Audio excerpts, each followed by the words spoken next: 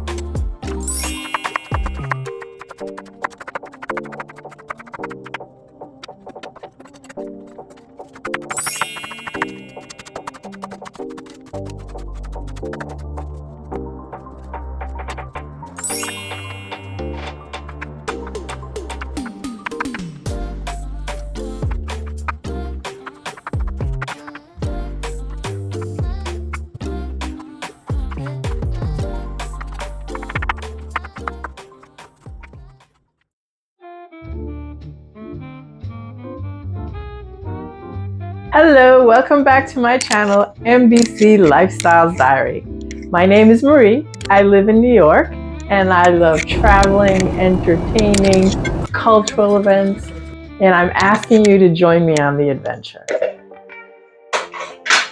So Soup Joumou, you go and you buy beef, and you buy the beef chunks that are made for stew and beef neck bone. So this is my family recipe. This is how my mom taught me to make it. Some people will use cow's feet. Some people also use goat meat, but each family has their tradition. And the one thing you'll see missing from ours is that there's no cabbage, because my mom didn't like cabbage, and neither did anybody else in our family. So there's no cabbage in our Soup Joumou, but everything else is there. So as I said, it just starts with the beef stock.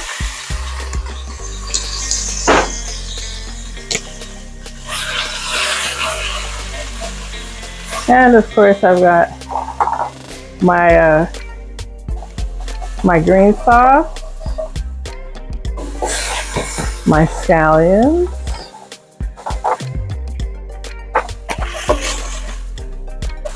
some more garlic,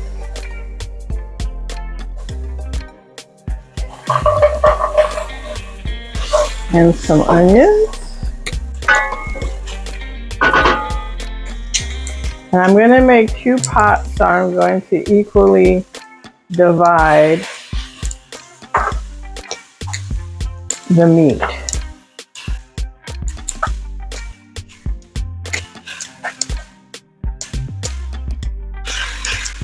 Because I have people coming, the whole family's coming. I have my patties, I have my Haitian bread, so I have to make 2 pots.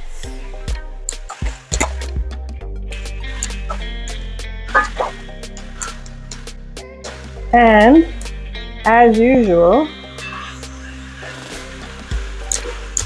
The meat has been marinating.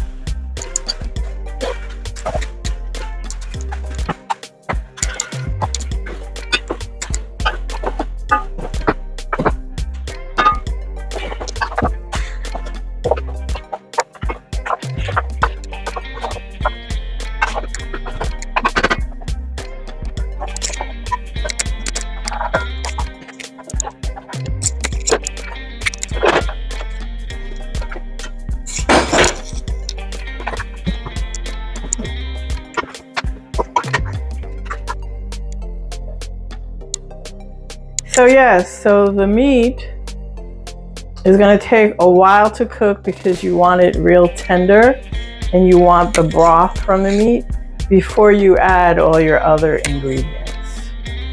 So this is the type of meal it takes all day to make. And I'm going to follow my cousin's example next year, find my favorite Haitian restaurant and order it. Okay, so we've had the meat simmering or boiling for like an hour and a half. And the reason is it's because it's the tough part of the meat. So you're really trying to soften it, get the flavor in, get the flavor out of the neck bones, and all about tenderizing. Now, I'm sure some people speed up the process by doing it in the pressure cooker, but I didn't. So while the meat was boiling, an hour and a half in, I started boiling the butternut squash and the pumpkin squash. And this is how you tell if it's ready, because the fork just goes right through and it's soft. And now I'm going to puree it in my blender.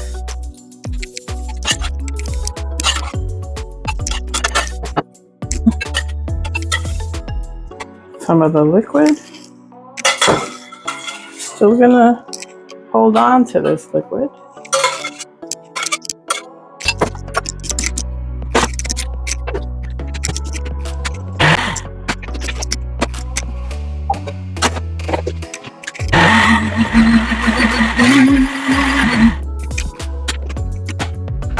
And it is done.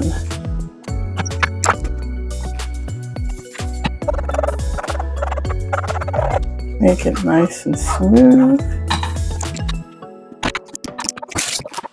Now I'm going to take pumpkin squash,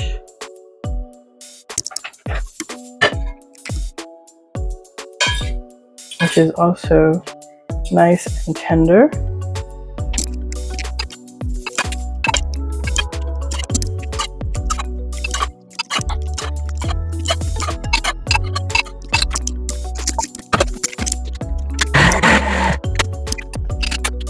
Some more liquid.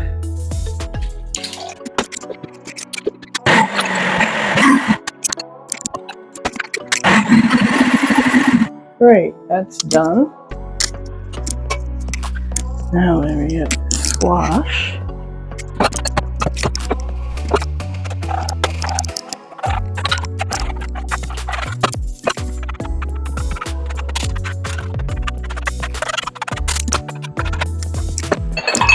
So now we're back to the meat.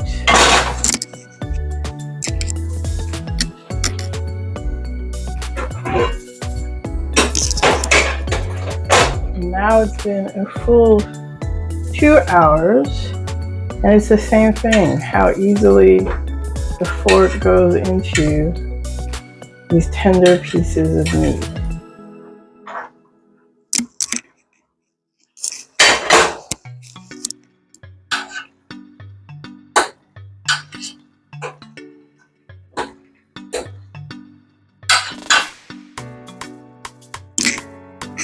And now what I'm going to do is I'm going to start adding the vegetables. So here's the leeks and celery and going in here.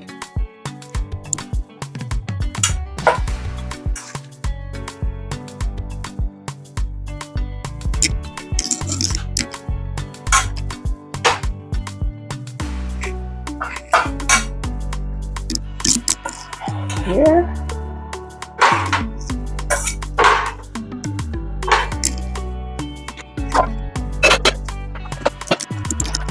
The peppers, the bell peppers.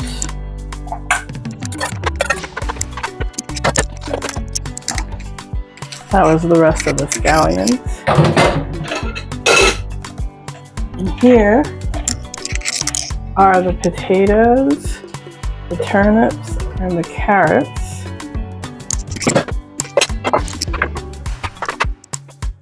As you can see, there's not enough liquid.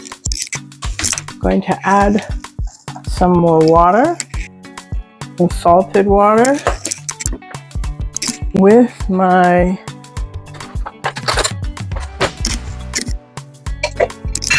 green sauce.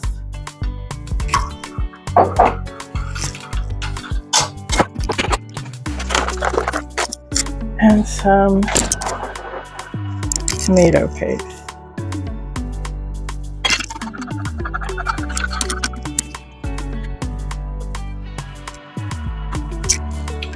And usually I have this bundled in a cheesecloth, which is my celery and my thyme, but no cheesecloth today. I'm going to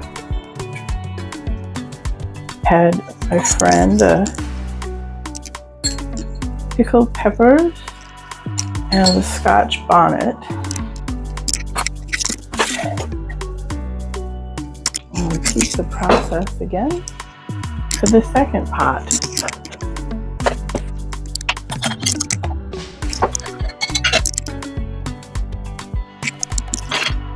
My parsley bundled with thyme.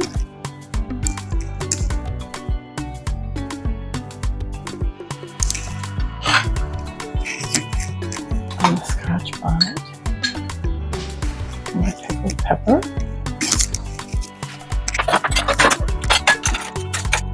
And let's see.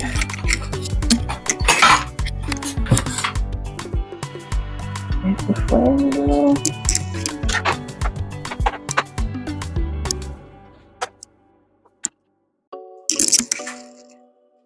Let me taste it and see if it's salted enough.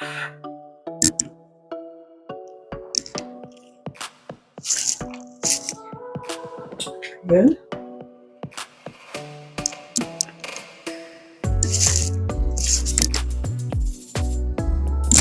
Very good. Delicious. And then of course, I'm gonna let it cook down.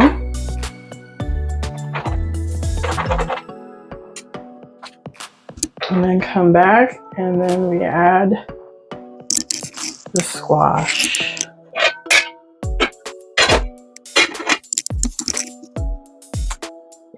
So we've added the vegetables and now they are tender and cooked, and we put the final touches in. I'm going to remove the parsley and the thyme.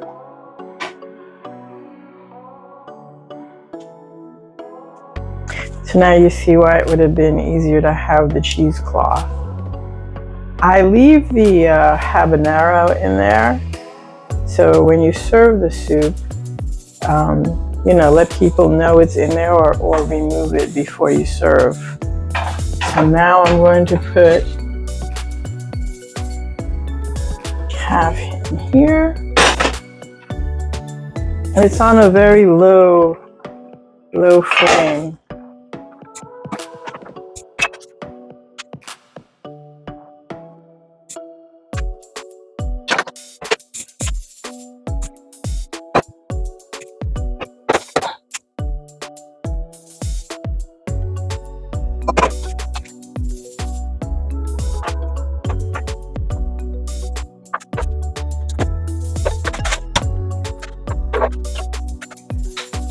course, the final component to make sure that it's thick enough, that you've got the right color, is some frozen squash.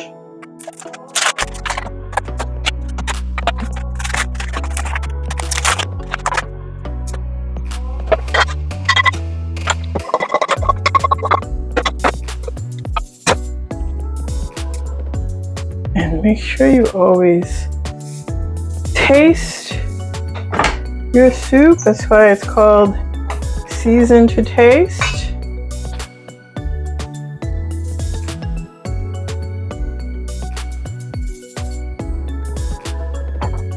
Very nice. And the final thing is that people put butter.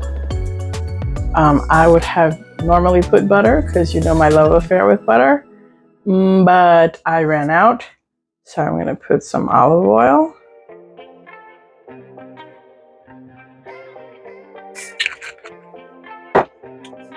A dash of white vinegar, like about a tablespoon.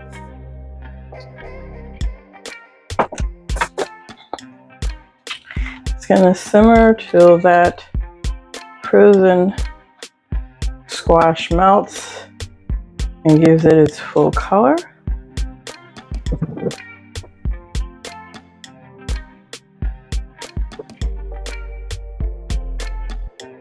And here we have Freedom Soup, Soup Joumou, January 1st, Haitian Independence Day, the first and only successful slave rebellion.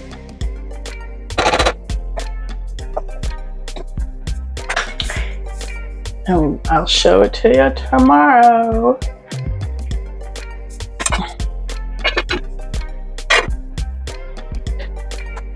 January 1st, 1804, Independence Day.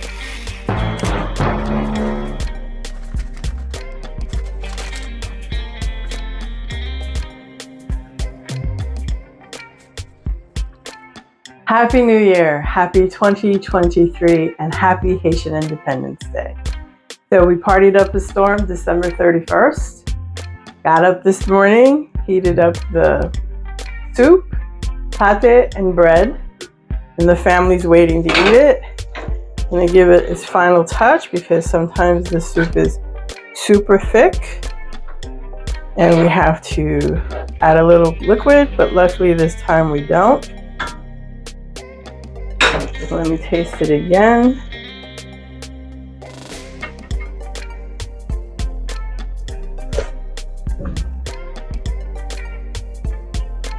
So good.